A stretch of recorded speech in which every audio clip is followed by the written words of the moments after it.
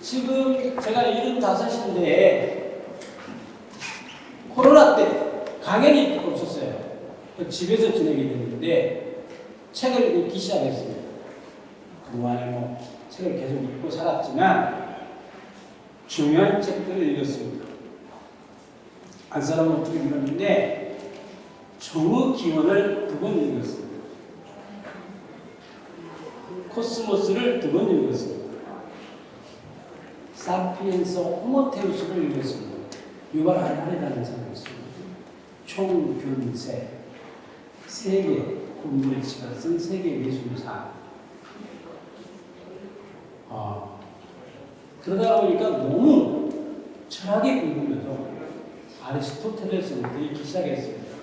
그래서 아리스토텔레스의 책 2권, 그다음에 칸트를 반드시 읽어야 된다고 해서 칸트, 순수히 성비판을 했습니다.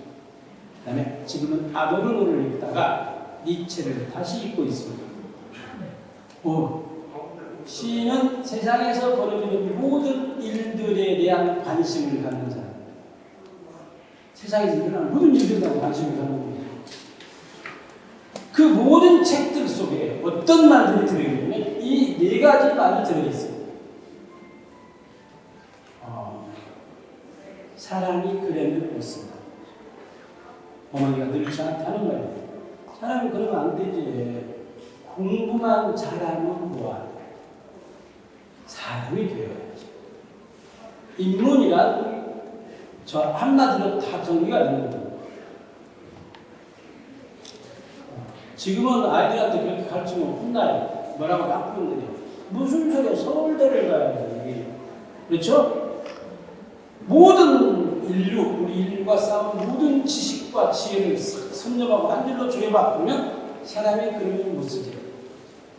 사람이 그러면 안 되지. 저 말을 이해하면 다른 건 이해할 필요가 없어요. 사실. 이 그림을 보면 무엇을 우리가 느낄 수 있냐면 글이란 전체를 쓰는 것이 아니고 한 가지 글을 쓰는 거죠. 한 가지 글을 가지고 전체를 쓰는 거죠. 전체를 가지고 한 가지를 쓰는 게 아니고 한 가지를 가지고 전체, 주의를 쓰는 거죠. 글을 쓰는 사람은 자기가 하고 있는 일을 자세히 아는 사람이에요. 글쓰기란 시인이 되고 소설가가 되는 게 아니고 그 전에 글쓰기란 자기가 하고 있는 일을 자세히 보도록 눈을 뜨게 해주는 거예요. 자기가 하는 일을 잘 도와주는 거죠. 우리 안사님 책을 많이 읽는데 내가 물어봤어요. 그 책을 읽어서 뭐 할래? 살림을 잘해야 돼. 놀랍죠? 무엇이 되고 싶은 애는 없고 종의 기운을 왜 읽냐? 살림을 잘해야 돼. 집안 살림을 잘해야 돼. 왜 사피엔스를 읽냐? 살림을 잘해야 돼. 자기가 하는 일을 잘 도와주도록 하기 위해서 우리가 책을 읽는 것이고 글을 쓰는 것이지 시를 위해서 시를 쓰는 건 절대 아니야. 이해하죠? 이야기를 마치겠습니다. 나무는 언제 보아도 완성되어 있고 언제 보아도 다릅니다. 나무가 왜 우리들이 나무를 좋아하냐면 나무가 완성이 되어 있어요. 언제 봐도 완성이 되는데 볼 때마다 달라요. 봄하고 지금하고 다르죠? 나무가 올라오는 일이죠. 나무는 정면이 없습니다. 우리가 너무 시를 쳐다보고 있으면 안 돼요. 정면이 없고 바라보는 쪽이 정면. 나무는 경계가 없습니다. 자기에게 오는 모든 것들을 받아들여서 늘 새로운 세계를 창조해야 됩니다. 이게 시죠. 이게 삶입니다. 삶을 잘하도록 도와주는 거죠. 바람이 불면 바람 부는 나무가 되고 비가 오면 비가 오는 나무가 되고 새가 날아와서 앉는 새가 날아와 앉은 나무가 되고 여기서 중요한 건 정면과 경계입니다. 경계, 정면. 살면서 정면이 하나인 사람은 외로운 사람이에요. 왜 우리가 저 사람한테 질리냐면 나이가 들면 질려요. 나이 든 사람들은 진정으로 보면 진짜 질려요. 왜? 똑같은 생각을 계속 가지고 있는 거예요. 정면 하나만 가지고 있는 거죠. 정면을 지워요. 경계, 시, 소설. 경계라는 게 사람을 위축시키는 거죠. 한발성 얼마나 오늘 위축시키는 거예요. 경계를 치고. 저는 굉장히 부지런한 사람입니다. 저는 일찍 자고 일찍 일어나고 오늘 아침에 3시쯤 일어났습니다. 일찍 자니까 일찍 일어나겠죠. 무지무지 부지런한 사람. 시인은 세상에서 일어나는 일에 다 관심을 가지고 보아야 되기 때문에 부지런합니다. 부지런한 게 책을 읽는 게 부지런합니다. 아침에 일찍 일어나서 나이비스 스트레칭하고 서재로 가서 인터넷을 켜고 다음에 들어가서 뉴스 2개를 봅니다. 저쪽은 연애라는 게 있어요. 연애를 놓치면 안 돼요. 영화를 놓치면 늙어. 낡아. 여기 보면 다 알아요. 영화를 놓치는 분들은 다 얼굴을 보면 다 알 수 있어요. 생기가 없어요. 호기심이 없는 거예요. 영화는 중요한 거예요. 영화는 모든 걸 다 가지고 있어요. 과거, 현재, 미래를 가지고 있어요. 연예인들. 연속극. 1,000원짜리. 너무 재밌잖아요? 연속극에서 재미를 잃어버리면 아무 흥미가 없는 글을 쓰게 되는 거예요. 연애란을 다 검색해도 어떤 일이 어쩌게 있었는지, 연예인들이 무슨 일을 했는지, 돌싱 포맨이 어떻게 무슨 얼마나 웃겼는지, 미운 우리 새끼가 얼마나 재미있는지 다 보는 거죠. 시리즈 다 넷플릭스에 시리즈 다 봅니다. 영화 다루, 영화 더보죠. 모든 영화는 다루. 내가 오른쪽에 보면 스포츠가 있어요. 스포츠에 대한 관심도 가지고 있어요. 세계에서 일어나는 모든 축구 명장면을 다 봅니다. 아침에 야구, 골프는 안 치죠. 그다음에 영화가 있어요. 오른쪽에 보면 영화 세계에서 어떤 영화가 만들어지고 있는지 제가 다 알고 있어요. 그다음에 자동차가 있어요.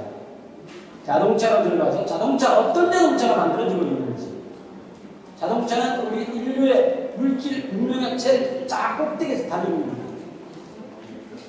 그 다음에 이제 네이버로 들어가서 뉴스를 9개 신문을 봅니다. 칼럼, 인터뷰 기사들 검색하는 거죠. 그리고 다 세계 돌아가는 것을 봤기 때문에 어제 써놓은 시를 다시 봅니다. 왜? 세상이 달라져 있어요. 내 말이 묵은 말이 되면 안 되는 거예요. 그 다음에 일기를 씁니다. 어제 있었던 일을 오늘 써요. 그 다음에 글 한 편씩을 씁니다. 엄청 시간이 많이 갔겠죠? 7시가 되면 카메라를 들고 사진을 찍으러 사진은 엄청 많이 가지고 있어요. 어마어마한 사진을 가지고 있어요. 사람들이 안 찍는 사진을 저는 찍습니다. 그게 제가 하루 시작입니다. 그 다음에 이제 하루에 어떤 일이 있어도 책을 50페이지 이상은 읽어요. 있는 일을 자연스레 읽습니다. 요새는 이걸 할 날이 있고 21세기에 21가지 질문을 읽고 있습니다. 니체 전집, 니체하고 같이 읽고 있습니다. 그 다음에 소설, 젊은 사람들이 쓴 소설, 젊은 시인들이 쓴 시집 다 사서 읽습니다. 알라딘에 들어가서 무슨 시집이 새로 나와 있는지 클릭해서 이 시집을 사야 할지 말아야 할지 리뷰를 보면 알 수가 있어요. 그래서 살 책은 사고 그냥 안 살 책은 안 사고 소설책 다 보는 거죠. 진짜 할 일이 많죠? 보통 부지런한 사람이 아니에요. 그래야 글을 제대로 쓸 수 있다는 생각을 가지고 있습니다. 공부를 안 해요. 공부를 안 해요. 어제와는 다른 오늘을 살기 위한 것입니다. 공부를 안 하는 것입니다. 제 눈빛이 제가 75살 먹었는데 25, 6살 때 눈빛하고 전혀 달라지지 않았다고 사람들이 말합니다. 너무 세상에 호기심이 많아요. 너무 할 일이 많아요. 네. 시간이 모자랄 정도예요. 요새는 책도 우리 많이 읽어서 이런 생각이 있어요. 조금 더 살고 싶네. 그런 마음이 있어요. 왜? 너무 읽을지구나. 책은 습관과 버릇입니다. 출판사를 좋은 출판사를 찾아서 책을 읽어야 돼요. 그건 이제 알아서 하시면 됩니다. 시간이 많이 갔기 때문에 여러분들이 혹시 질문을 여기 질문 말고 질문을 하실 분 계세요? 우리 선생님 시 제가 콩 넣은 조각 같은 시를 너무 좋아하는데 우리 선생님께서는 일반 시도 많이 쓰셨지만 콩 시를 굉장히 조심하게 쓰시더라고요. 그 원동력이 어떤 건지 그게 굉장히 궁금했거든요. 그렇게 원동력까지는 아니고 제가 2학년을 가르치면서 어느 해에 그 동시 교육까지 가서 동시 쓰는 게 있어서 그래서 잠깐 얘들 동시를 쓰라고 하고 내가 그냥 뭐 이렇게 왔다 갔다 하면서 너도 소문이 되게 있어. 동시초등학교 2학년 김영 때 공채가 잘 안 만들어서 15일 동안 썼어요. 이렇게 공부는 들었다고요. 15일 동안에 시지 한번 다 썼어요. 그리고 그냥 어머니 꿈타다가 이렇게 자세히 봤더니 아까 그렇게 생겼습니다. 그래서 쓴 거죠. 네. 저는 시민님이 창조를 처음 보는데요. 그 시를 쓰실 때에 마음 좀 여쭤봐도 될까요? 아까 여기서 나와주시는 모든 시는 저는 별로 이렇게 제 시 본격적인 제 시 문학에 배우고 싶지 않는 시들은 그냥 시는 어느 해에 참정당당한 사람이 이렇게 퇴근하고 생각나서 썼습니다. 한 번도 안 나왔고요. 별거 아니야. 아까 여기서 시들은 사실은 본격적인 문학에 들어가지고 그냥 어느 해에 연시를 쓴 시들을 모아서 하는 책입니다. 그 얘기는 좀 하기가 좀 그래요. 아까 읽으신 시들은 좀 하기가 그랬어요.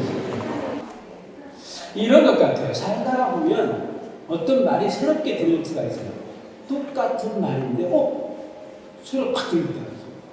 이게 우리가 흔히 영감이라는 거죠. 영감이란 어떤 말, 어떤 상황, 어떤 것들을 보는 순간 느닷없이 많은 상상력을 불러오는 거. 그러면 이제 문장이 나오는 그걸 쓰게 되는 거죠. 선생님께서 가장 아끼시는 시는 어느 시예요? 뭐 다 아끼기 때문에 잘 쓰셨다 생각합니다. 이런 게 있어요. 시인들 시집 한 권 시집 속에 시가 다 좋은 건 아니고 다 마음에 드는 건 아니고 한 5-6편 정도가 좋은 시들이 있는데 어느 날 시를 써놓고 나서 정말 내가 감동할 때가 있습니다. 그런데 더 놀라운 것은 며칠 지나면 그것도 소용이 없어집니다. 한편의 시를 써놓고 나서 정말 좋다 하면 마음이 어마어마하게 너그러워져요. 해 죽이고 싶은 놈도 용서하고 싶은데 놀랍게도 3일 가지고 또 달라져 버리는 거죠. 또 선생님 작품 중에서요. 네. 특히 여러 작품 중에서 우리 국민들로부터 사랑받는 시가 있잖아요. 좋아하고 그 쓰신 거가 되게 볼 때 어느 시기라든가 어느 시간대라든가 이렇게 해서 좀 작품 쓰신 게 좀 사랑을 또 많이 받고 있나 이렇게 그런 게 좀 궁금하네요. 무슨 말씀이에요? 정확히 제가 잘 이해를 못하겠네요.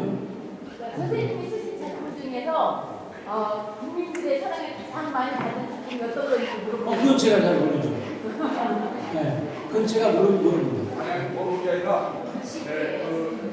좋아하는 시 있잖아요. 저도 이제 좋아하는데 시간 공개를 해서 회원이랑 하는데 근데 그 중에서 선생님이 보실 때 내 시를 내 작품을 좋아한다. 이 국회 이런 작품을 그래서 답해 주시는 훌떡 같은 거 우리가 좋아하거든요.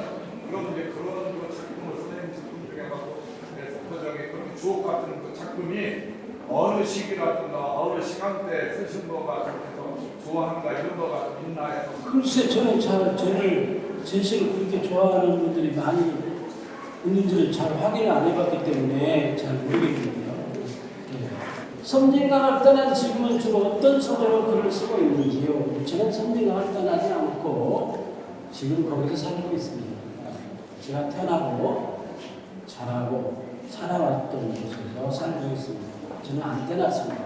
소재는 중요하지 않습니다. 소재가 중요한 게 아니고 우리가 살고 있는 세상을 지금 살아가는 거죠. 지금이 아니면 언제 우리가 사는 이 세상을 살아가겠습니까? 신한 세상을 살아가는 겁니다. 시간이 있으면 더 얘기를 할 텐데 시간이 없는 것 같아서 얘기를 마치도록 하겠습니다. 중요한 것은 삶입니다. 살아가는 것이 중요하지 글은 중요하지 않습니다. 글은 그냥 따라다니는 거고 글을 너무 중요하게 생각하다 보면 글이 주인이 되고 사람은 밑에 사람이 밑에로 깔리게 돼요. 그래서 일단 책을 다양한 책들을 읽으셔야 됩니다. 책을 안 읽으면 절대 양식이 안 돼요. 바닥이 나요. 책을 많이 읽으시고 또 많이 쓰시면 됩니다. 우리가 코로나가 언제 끝날지 모르는 이 불안한 때에 가장 할 수 있는 일은 책을 열심히 많이 읽을 수 있는 시간이 많다는 거죠. 아프지 마시고 건강하시기 바랍니다. 감사합니다.